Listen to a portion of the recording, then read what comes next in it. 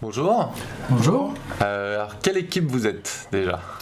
on est l'équipe Brick and Steel. Ok. Vous êtes combien dans l'équipe? On est 3 dans l'équipe, on est 2 D'accord. présents aujourd'hui. Ok. Mais voilà, dans l'année on a été 3. Notre équipe c'est historiquement un mélange de l'équipe Brick Story qui faisait du 100% Lego, Mhm. et puis une autre équipe c'est RLG qui s'est scindée en deux pour des raisons diverses et variées. Donc maintenant une partie de l'équipe est venue renforcer l'équipe Lego. D'accord. Donc on a gardé le brick pour la partie Brick Story Lego et puis le steel pour la partie... Style avec 2 E. Ouais. ouais. Ah, je me suis planté dans les Non. écritures. Non, Ah non. non, mais c'est juste pour préciser parce que ça Voilà. peut être les deux. Ok. Ça fait combien de temps que vous participez à la coupe du coup? Parce que la fusion des deux équipes, je suppose que les deux équipes n'avaient pas commencé en même temps forcément. Non, alors Brick Story a commencé en 2005, la coupe de France. La coupe d'Île-de-France c'est notre deuxième année cette année. Et l'équipe historique CRLG c'était un petit peu plus récent, je sais pas, ça va être 2008 peut-être. Ok. Donc voilà, mais en fait c'est les mêmes membres en fait qui sont séparés en plusieurs équipes et ensuite Voilà, refusionner, voilà, il y a on des a mélanges. refusionné, Quoi. voilà. Ça reste la même association. Ouais, vous bossez au même endroit. Ouais, voilà. Ok. Vous avez, c'est quoi? Vous avez un atelier? Vous êtes c'est une assoce qui est issue de quoi? C'est des anciens élèves d'une école? Non, c'est des collègues et anciens collègues surtout. maintenant. D'accord. Parce que tout le monde vaque un petit peu dans différentes sociétés maintenant. Mais historiquement, on est tous des collègues d'une même société. Et donc on avait un local prêté par l'entreprise. Et donc c'est là qu'on se réunissait jusqu'à maintenant. Ça va changer, mais on est donc une association de passionnés complètement indépendants. Ok, ça marche. Alors, quelles actions font vos robots? Et ben, on essaie de couvrir toutes les actions à faire cette année, même si on n'est pas encore opérationnel sur des éléments du jeu qui concernent la détection de couleurs. Mais, on était en train tout à l'heure encore de charger des nouveautés. Donc je vais commencer par le style. Le style il s'occupe des choses simples. Avec son bras il va déjà allumer le panneau domotique. Ok. Et d'abord en fait en première action on va actionner l'abeille qui elle est en Lego parce que ça rapporte beaucoup de points. Donc comme il a un bras sur le devant qui peut bouger, donc il peut se mettre sur le côté orange ou vert pour être bien placé parce que l'abeille est quand même coincée dans le coin, donc c'est pas évident d'accoster avec le robot pour aller l'actionner. Donc ça l'aide un peu. Ensuite on va actionner le panneau domotique en se mettant à la bonne hauteur également. Et derrière, ce bras, c'est une pince au bout, on va pouvoir prendre des cubes et les stocker sur le côté. Ok. Et ensuite les dépiler pour faire une tour. Donc pour l'instant on fait toujours la même séquence et on prie pour que on n'a jamais on n'a jamais eu la chance d'avoir la séquence qui était tirée au sort.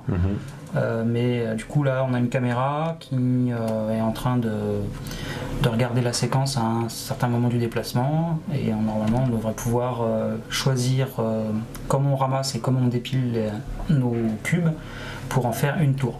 D'accord. Alors vu la hauteur totale du robot, je peux faire les tours que de 4. Ok. Et comme j'ai assez peu de temps pour tout finir, je fais une tour de 4 et ensuite je viens pousser les derniers cubes juste dans la zone de construction. Donc ils sont au sol, mais ça fait quelques points en plus. Oui, parce qu'en fait, tu les empiles. Le robot, il empile toutes les briques et après, il vient les dépiler une par une aussi. C'est ça. Et C'est ça, la reconstituer la contrainte, tour c'est à que, côté. Effectivement, dans les tout premiers développements, j'ai fait des essais avec le vide qu'on avait, les ventouses qu'on avait l'année dernière. Et avec les cubes que nous on avait créés au club, il y avait encore des rainures de bois et je n'arrivais pas à les prendre. Je me suis dit, je passe pas sur la ventouse. Bon, il se trouve que la réalisation des cubes est nickel sur les vraies tables, donc les ventouses ça marche bien finalement cette année. Mais du coup moi j'étais parti sur préhension physique avec une pince. D'accord. Et donc le gros, qui est tout en Lego. Alors lui, oui, il est tout en Lego. Lui, il s'occupe des balles, juste des balles. Donc on peut voir ici, on a un petit chariot qui va venir pousser le loquet, donc ouvrir le loquet et prendre les balles une par une. Donc il va faire tomber une balle et puis maintenir les autres avec ces petits rouleaux. D'accord. Donc il en met une de chaque côté. On a des tubes ici qui servent de réservoir de chaque côté. Alors pourquoi on les a fait un par un? Parce que ça permet dans le distributeur adverse de les trier déjà à l'origine. Donc on sait qu'on a les oranges d'un côté et les vertes de l'autre. Et de l'autre côté, donc, au bout de ces tubes, on a des rouleaux qui viennent tourner, donc dans un sens ici pour éjecter les balles dans le château d'eau, et on a un doigt derrière qui vient pousser la balle et bloquer la suivante. Et ensuite on s'occupe de l'autre tube réservoir. Et de la même manière, on va lancer les balles dans le château d'eau. D'accord. Et pour le distributeur adverse, ces rouleaux tournent moins vite et on vient se coller sur la station d'épuration pour les recracher tout doucement dans la station. Ok. Donc c'est le même actionneur qui fait lancer les balles au loin et recracher. Donc réutilisation d'actionneur. Ouais. Voilà. On est un peu limité en Lego. Ouais. Donc on optimise au maximum. Ok. J'ai pas demandé dans le petit, du coup, ce que c'était le contrôleur que vous utilisez. C'est piloté comment? C'est un contrôleur embed qui est sur l'arrière, là, hop, qui est assez visible parce qu'on a mis une plaque translucide. Ok. Donc ce microcontrôleur là, qui est sur une carte maison, qui permet d'alimenter derrière des commandes de servomoteur et autres. On a également en fait le traitement du signal vidéo, il est fait par un Raspberry Pi ici, avec un petit écran. Alors l'écran nous permet aussi d'afficher le score en fin de match, et ce score s'incrémente de manière dynamique en fonction des actions qu'on a réussi à faire. Ok, vous arrivez bien à les estimer, les scores que vous faites? Alors, du coup on pourrait faire mieux, hein. En fait aujourd'hui on dit bon, je suis allé à l'abeille, toc, ça fait en plus, mais on ne sait pas si l'abeille est partie. Ouais. Pareil pour les cubes, on dit j'ai fait les cubes, je suis arrivé à cette étape là, donc je considère que j'ai fait ma tour de 4, mais elle a peut-être pas été réalisée correctement. Donc on pourrait faire mieux. J'ai un détecteur ici et dire j'ai bien pris un cube à un tel moment, donc c'est bon, ça va bien se passer, mais là c'est un peu trop lourd. Donc pour l'instant ça apporte déjà une estimation qui est assez fine. Ok. Et oui, je vois qu'il y a quand même beaucoup de connecteurs inutilisés. Je suppose que c'est une carte que vous réutilisez d'année en année. Absolument. C'est une carte d'ailleurs qu'on partage avec CRLG. Enfin, c'est un développement initial qui a été fait dans la partie, on va dire, mécanique, et qui a été conçu, je pense, en 2013-2014, enfin, la date qui est un peu avant, et qu'on reconduit chaque année parce qu'elle est vraiment très flexible. Ça fonctionne bien.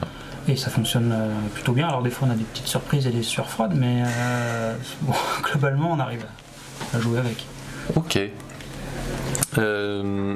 Du coup, est-ce qu'il y a des actionneurs que vous avez particulièrement, que vous considérez comme particulièrement réussis cette année dans vos robots? Des trucs dont vous êtes super fiers? Alors, c'est un peu mécanique, mais ce qui a été compliqué, c'est de savoir comment on allait ramasser ces cubes.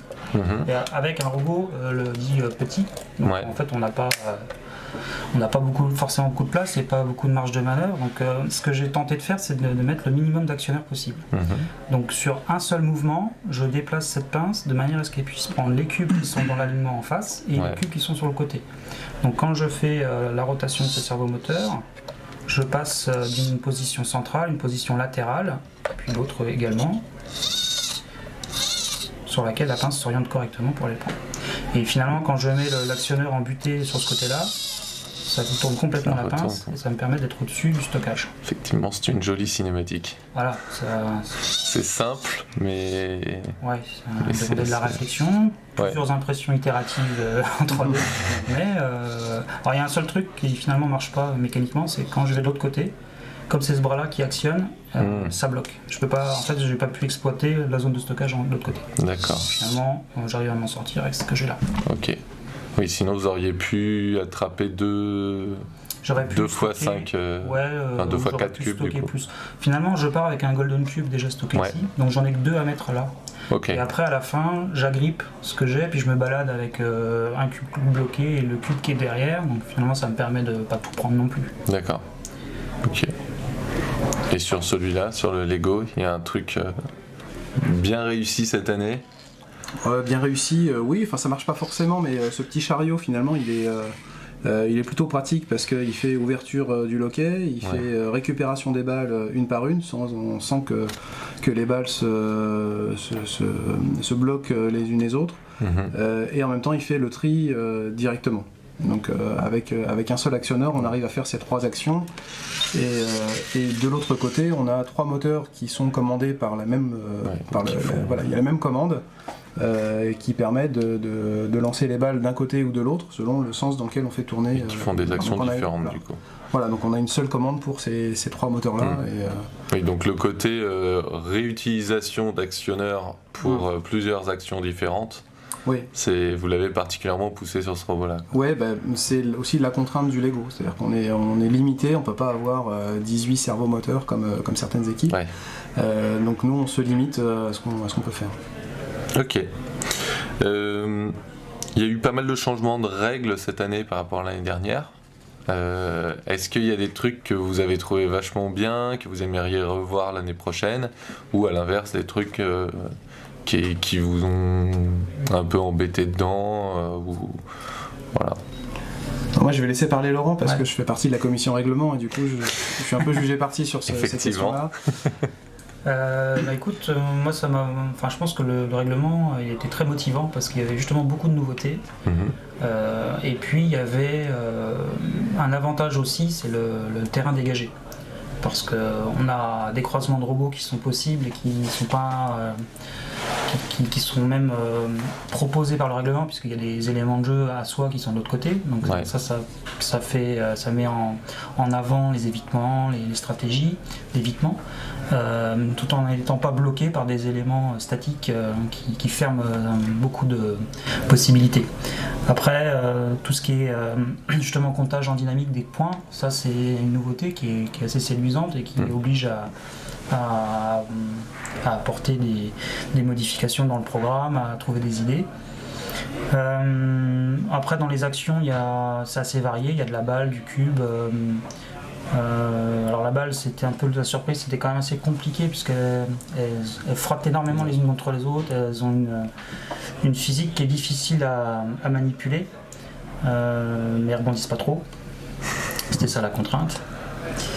Et puis pareil, à proposer cet élément qui est purement mécanique à activer. C'est un nouveau bout de challenge. Le panneau domotique, c'est le plus qui a permis à énormément d'équipes de s'exprimer de manière artistique, on va dire. Parce que du coup là il y a la diversité, puis c'est super sympa à voir. Alors du coup ces deux éléments-là, le panneau et l'abeille, ça apporte vachement de dynamique parce que ça fait du bruit, ça fait de la lumière, ça bouge. Et pour le public, je pense que c'est vraiment un plus important. Ok. Alors le seul truc, c'est que la construction on peut pas tout avoir, mais la construction des tours, finalement, on voit à peu près comment les robots les prennent, mais comment elles les posent ou comment elles les manipulent, on voit en tant que public, on voit pas trop comment ça marche.